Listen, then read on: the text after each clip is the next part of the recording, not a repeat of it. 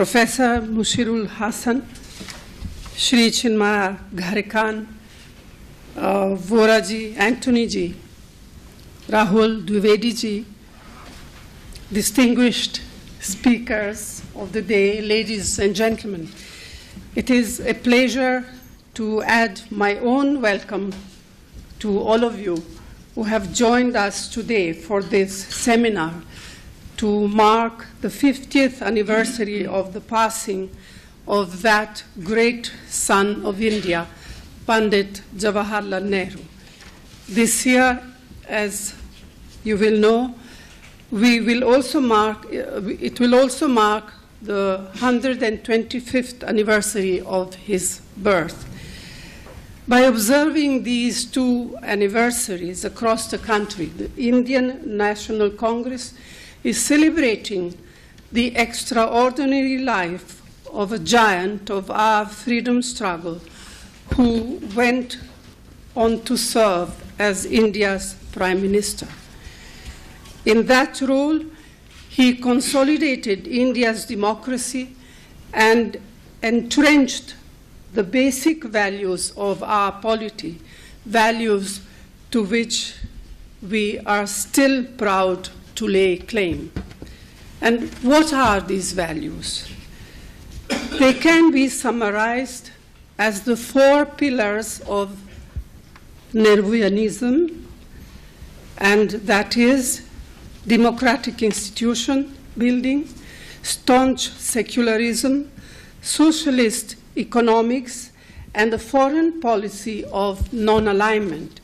All of them were integral to a vision of Indianness that is fundamentally challenged by some in the prevailing political climate today, but which remain at the core of our party's belief. I am not suggesting that the Indian National Congress is stuck in a time warp and merely reiterating the conventional wisdom of 50 years ago. Rather, Nehru himself, as a man with an open and questioning mind, would have allowed his practical thinking to evolve with the times, even while remaining anchored to his core beliefs. And what do these four pillars mean to us today? First, democracy. It was by no means axiomatic that a country like India, driven by so many internal differences and diversities, beset by acute poverty and torn apart by partition, would be or remain democratic. Many developing countries found themselves turning in the opposite direction soon after independence, arguing that a firm hand was necessary to promote national unity and guide development. It was Nehru who, by his scrupulous regard for both the form and the substance of democracy, instilled democratic habits in our country.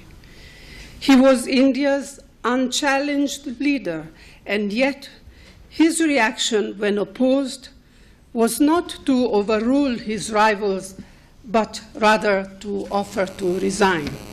His respect for Parliament, his regard for the independence of the judiciary, his courtesy to those of different political convictions, his commitment to free elections, and his deference to institutions over individuals all left us a precious legacy of freedom. Today, in the wake of the largest democratic elections in the history of the world, the Congress Party is proud to stand in that tradition. Second, secularism. Nehru strived to prevent partition, but when it occurred, he never accepted the logic that since Pakistan had ostensibly been created for India's Muslim, what remained was a state for Hindus. He lived up to his lifelong conviction that India belonged to all who had contributed to its history and civilization, and that the majority community had a special obligation to protect the rights and promote the well-being of India's minorities.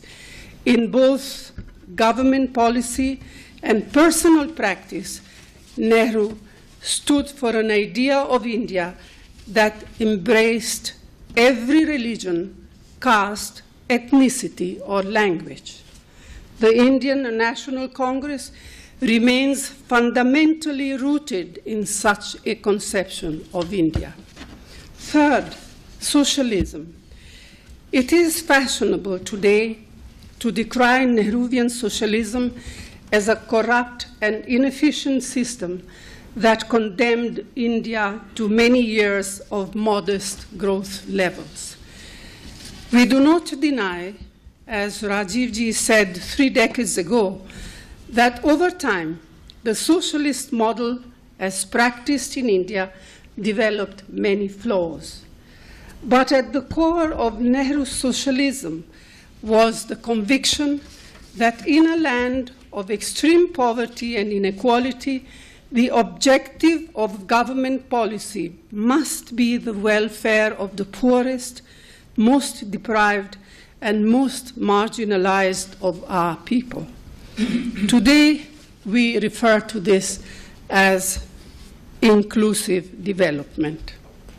In his day, the best way to accomplish that was by building up structures of public ownership and state control of national resources, as well as enhancing the nation's economic capacity through government intervention. Today, the Indian National Congress welcomes, indeed encourages, the involvement of the private sector in wealth generation and economic growth, and in making possible so many new opportunities to open up for our young to succeed in a globalizing world. But we remain profoundly wedded to Nehru's concern for the weakest sections of our society. Finally, foreign policy. Nehru was a convinced internationalist. For him, non-alignment was the logical response to the bipolar divisions of the Cold War era. In that form, it might be argued that his vision is no longer relevant in the changed circumstances of the 21st century. But in its essence, the Nehruvian vision was about safeguarding India's independence and self-respect against potential encroachments on its sovereignty. That remains at the heart of the Indian National Congress view of the world. We are proud of our independent foreign policy, the role we play in the international community, and having remained faithful to Nehru's internationalism. In today's world, we are non-aligned in the sense that we are aligned with no one nation or bloc, and we remain free to conduct our foreign relations according to our own lights. The last 10 years of the UPA government have entrenched an updated version of Nehru's idea of India, one that has widened the scope of its democracy through such innovations as the Right to Information Act, one that has defended secularism in the face of vigorous threats to our nation's diversity, one that has deepened inclusiveness through the creation of a framework of rights, including the right to work, the right to food, the right to education, and the right to fair compensation for land and rehabilitation, all of which have strengthened and empowered the poorest of our people, and one that has remained a proud and independent member of the community of nations. In all this, we are upholding the legacy of the remarkable human being whose life we commemorate today.